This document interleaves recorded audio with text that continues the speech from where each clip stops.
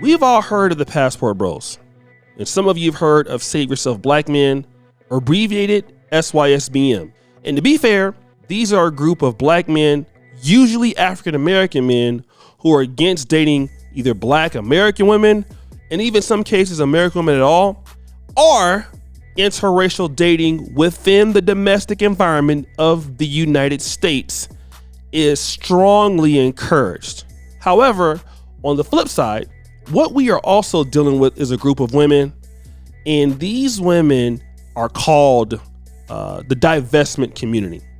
And I want to play a video by a lady by the name of Bohemian Diva,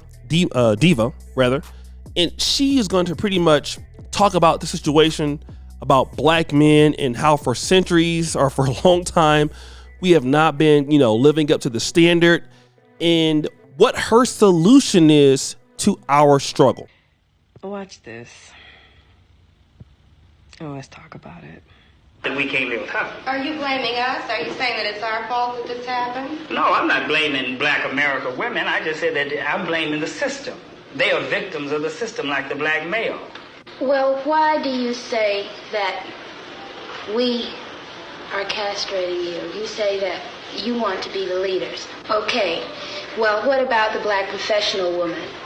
Are you saying that there should be no black professional woman? Are you trying to deny black women the right to be creative, the right to function? We're not asking for you to take a back seat. We're saying that you have got to be astute enough and can view the situation well enough where you just automatically know what your role is and step back. And whenever you want to have that aggressive thing, this is the thing that the young black man today is not going to tolerate. My old man tolerated it because his old man tolerated it. It came up for years and years and years. But today, the young black man is not going to take it. He's going to be out there as a leader. White America has used black women to keep the black male in his place. And you're still aiding them by saying, well, we are qualified, we want to work, we can help.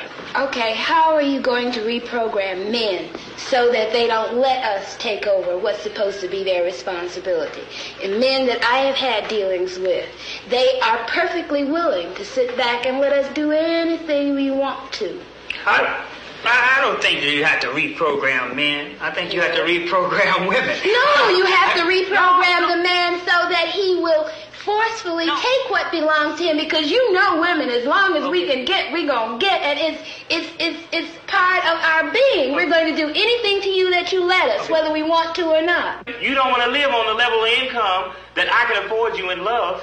Me, on the basis of that, you want to always be aspiring to have all those things that's a part of the great middle-class white American society, and because I can't deliver these things to you, you say that you are not a man. We're talking about 3 generations of black men who have a severe aversion to accountability, responsibility, leadership, and progression.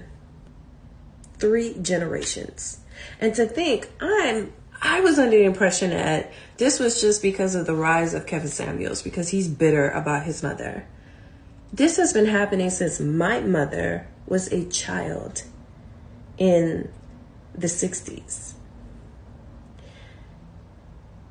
I've been saying this a lot. The black community hasn't progressed since the 70s. But at this point, this is beyond past embarrassment and disappointment and shame. If you are highly educated, if you have the income and the resources, wash your hands and completely divest. So you've heard it. She's saying right away, hey, listen, black women, if you are educated and you are talented, you need to divest. Actually, Dima, rewind that clip.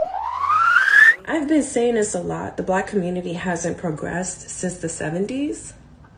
But at this point, this is beyond past embarrassment and disappointment and shame.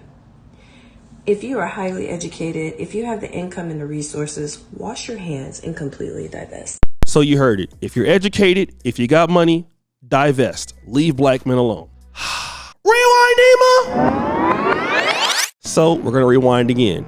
Back to 2018. That was a very good year. I mean, stop the show. I was blowing up on YouTube, but let's get to the point. Michelle Williams is one of the main members of Destiny's Child. You guys know Destiny's Child. Kelly Rowland, Beyonce, Michelle Williams. Yeah, she's one of the most popular singers in that group, right? Now, in 2018, Michelle Williams had a lot of pent-up frustration. She was not doing very well. She had a lot of emotional baggage until she met this particular guy by the name of Chad Johnson. This guy is Caucasian. And, you know, when you look at him, he's a Caucasian guy who appeals to the black community. We can kind of call him something like Paul Wall, you know, Bubba Sparks, if you remember Bubba Sparks. These are white men who have a ultimate feel towards the black community, and they're kind of accepted as black, although they're clearly white. And this guy, Mr. Chad Johnson, allegedly is also a pastor. Now, Michelle Williams is extremely rich. In fact, I know Michelle Williams and Kevin Samuels were at least close friends. She had at least talked to him on the phone a few times, getting some relationship advice. Yes, Michelle Williams. None of you guys probably know that, but now I'm going to talk about that. Yeah, they were very cordial on the phone. So Michelle Williams was dating this guy that even had a reality show, but they broke up in 2018 or around that time because he wasn't ready for a full commitment. Can I get a dun dun dun sound effect? Fast forward, Dima. But now it's 2023, and Chad, who might be a pastor, is now back in the picture. And we can see that because Michelle Williams has this nice dog that she likes. And outside of, in her home or one of her houses, there is Mr. Chad Williams, or Chad Johnson, rather. Maybe we can point the arrow at him there, Dima, so we can see who he is.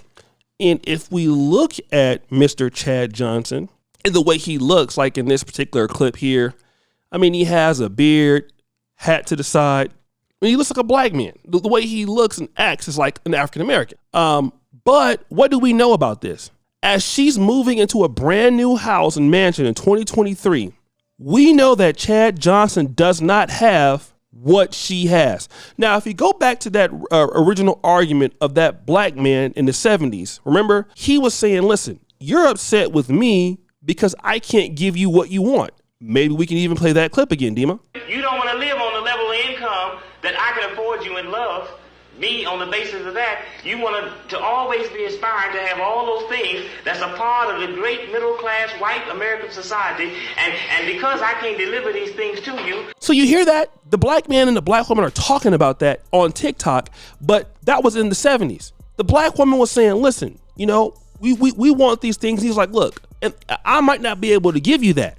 And so black women are saying, leave these black men alone because they can't give it to you. Go ahead and divest. And what do we see when they divest?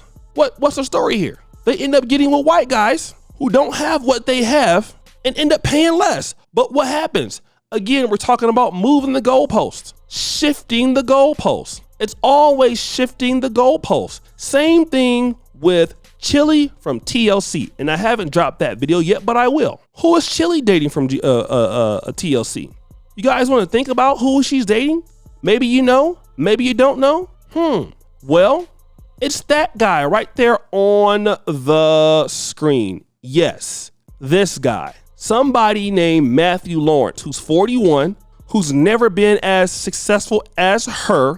She was the main person saying, oh yeah, black women, expand your options, leave these black men alone, and go out there and get somebody. And so she has at 51.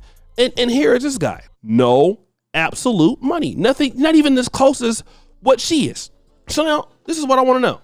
How do you move from the black community, go to the white community, talk about you're going to expand your options, and then what happens?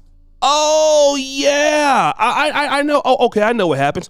Oh yeah, I know what happens. You want to know what happens? Oh shoot. Yeah, what happened is you still are not getting the kind of guy that you want. So then the question is, whose fault is that?